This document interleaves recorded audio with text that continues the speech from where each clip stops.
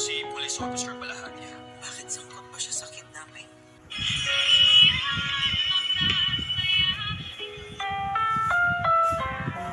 Ang programang ito ay rated SPG. Striktong patnubay ang gabay ng magulang ang kay... Talo ang dalawa, si Lolo Pepe ay naririnig sila. Malakas ang sigawan nila.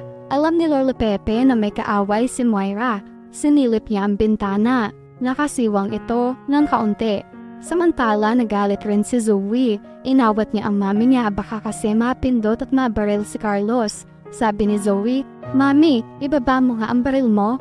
Sinusubukan naman ni Carlos si Moira. Sabi niya, "Ano, papatay mo ako sa harap ni Zoe?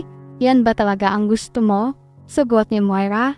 Habang nakatutok ang baril, "Hindi ako magdadalawang isip na barilin ka, Carlos." Hinamon na naman ni Carlos si Moira. "Eh di gawin mo, patunayan mo na magaling kang ina. Sirain mo lalo ang buhay ni Zoe." Nagalit na ng gusto si Moira. Sumigaw na siya. "Ah, ganun ha?" Sumigaw ulit si Zoe at inawat si Moira. "Mommy, please, don't kill my father. Don't kill my father." Nakikinig pa rin si Lolo Pepe. Sabi ni Moira, "Si Roberto tanyag lang ang ama mo." Sabi naman ni Zoe, "Pero kay Doc Carlos pa rin ako galing. I still owe him my life. Mommy, please, tatay ko pa rin siya. Kaya please don't kill my father." Naggulat si Lolo Pepe sa mga sinabi ni Zoe. Kumalma si Moira. Maya-maya ay umalis na siya at iniwan ang mag-ama. Napasabi sa sarili si Lolo Pepe dahil sa mga natuklasan niya. Si Doc Carlos, ang tunay na ama ni Zoe. Nagkayakapan naman ang mag-ama at nakita ulit ito ni Lolo Pepe. Samantala, hindi mapalagay si Lineth sa inasta ni Carlos, lalo na nung nagtanong siya, bakit siya tinawag na daddy ni Carlos? Duda siya sa sinagot ni Carlos tungkol sa pagde-deny niya. Bakit siya tinawag na daddy ni Zoe? Gusto makausap ni Lineth si Zoe, baka sakali may makuha siyang detalye o clue. Maiisip ni Lineth na humingi ng tulong kay Annalyn para makausap niya si Zoe. Tatawag siya sa anak. "Anak, nakausap ko si Zoe pero may mga tanong sa isip ko na siya lang ang makakasagot. Maaari mo bang tulungan ako?" Sabi ni Annalyn. "Oo naman po, Nay." Sabi ni Lineth, "Meron bang paraan para malaman mo kung nasaan si Zoe? Gusto ko sana siyang puntahan." Sagot ni Annalyn, "Sige po, Nay, maghahanap po ako ng paraan para makontak ko po si Zoe." Samantala ginagamot ni Zoe ang mga sugat ng lolo niya. Hindi naman makatiis si Lolo Pepe na hindi matanong si Zoe tungkol sa tunay niyang ama. Pero hindi naman siya nagpapahalata na may narinig siya kanina. "Apo, pwede bang magtanong?" Sumagot si Zoe. "Opo, Lo." Tinuloy ni Lolo Pepe ang pagtatanong. "Kilala mo ba ang tunay mong ama?" Nakatitig lang si Zoe. Hindi siya makasagot. "Bakit niyo po natanong, Lo?" Sagot ni Lolo Pepe. "Wala lang, naalala ko lang kasi. Ngayon alam mo na hindi si Obeng ang tunay mong ama. Magpipilit kang malaman kung sino talaga ang daddy mo. Alam mo na ba kung sino ang tunay mong daddy?" Dahan-dahang sumagot si Zoe. "Opo, Lo, nakilala ko na siya. Pero kahit nakilala ko na siya, si daddy pa rin ang tinuturing kong tunay na ama. Mas nararamdaman ko ang pagmamahal at pagmamalasakit niya sa akin." Sabi ni Lolo Pepe. "Apo, mahal kita. Kahit anong mangyari, apo kita. Tinuturing pa rin kitang tunay na apo." Samantala nagpunta ang mga pulis sa ospital kung nasaan nakakonfine si Giselle. May ginagawa silang investigasyon tungkol sa kaso ni Lolo Pepe. Nagpakita siya ng litrato sa cellphone. Sabi ng pulis, "Kilala niyo po ba ito?" "Siya po si Police Officer Balahadja."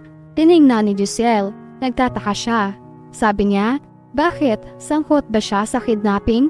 Inagaw ni RJ ang cellphone. Sabi ng pulis, "Posible po naman. Matagal na kasing may record ito sa amin."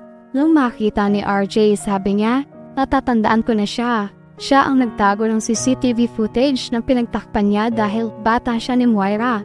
Pero wala naman daw talaga sa kanila ang CCTV footage. Nagsinungaling siya para kay Moira.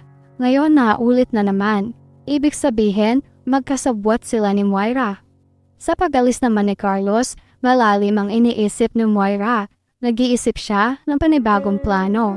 Maya-maya ay lumapit si Balahadja sa kanya. Sabi ni Balahaja, Madam, ano po ba ang plano kay Tanda? Gusto mo dispatchahin na natin? Napaisip si Moira, nagdadalawang isip. Sabi niya, okay lang naman yun sa akin. Ang kaso, si Zoe. Ayaw niyang ipapatay si Tanda. Sagot ni Balahaja, gusto mo ma'am, pauwiin mo muna ang anak mo. Pag umuwi na siya, kami na ang bahala kay Tanda.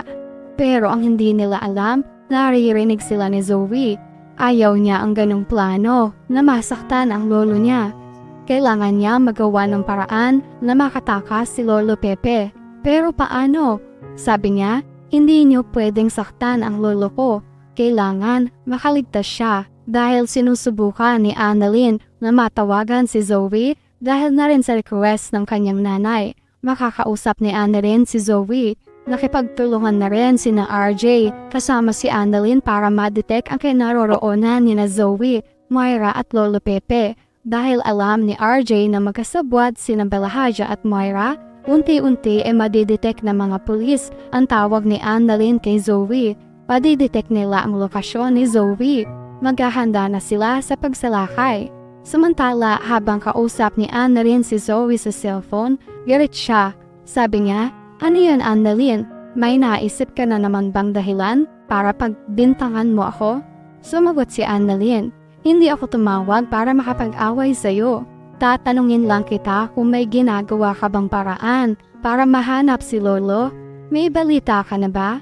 Sabi naman ni Zoe, ano ka ba Annalyn? Siyempre meron, kaya ako palaging nawawala dahil naghahanap kami ni Mami kay Lolo. Pero wala pa rin kaming leads sa kinaroroonan niya. Sumagot ulit si Annalyn. Gusto ko palang makausap ni nanay. Saan ba kayo pwede magkita? Sagot ni Zoe. Ha? Bakit na naman? Bakit niya ako gustong kausapin ng personal? Hindi ba pwede sa telepono na lang? Pumayag na lang si Annalyn. O sige Zoe, sasabihin ko na lang kay nanay. Samantala nag-iisip ng paraan si Zoe kung paano maliligtas ang lolo. Dahil sa oras na umuwi siya, mawawalan na ng tuluyan ang lolo niya. Maya-maya ay nilapitan ni Moira si Zoe. Sabi niya, Zoe, umuwi ka na sa hotel. Magpahinga ka ron. Marami na rin ang nangyari ngayong araw. Pero hindi naman makaimik si Zoe dahil wala nang dapat pang mangyari sa lolo niya. At yan ang mga pakakaabangan natin sa abot kamay na pangarap.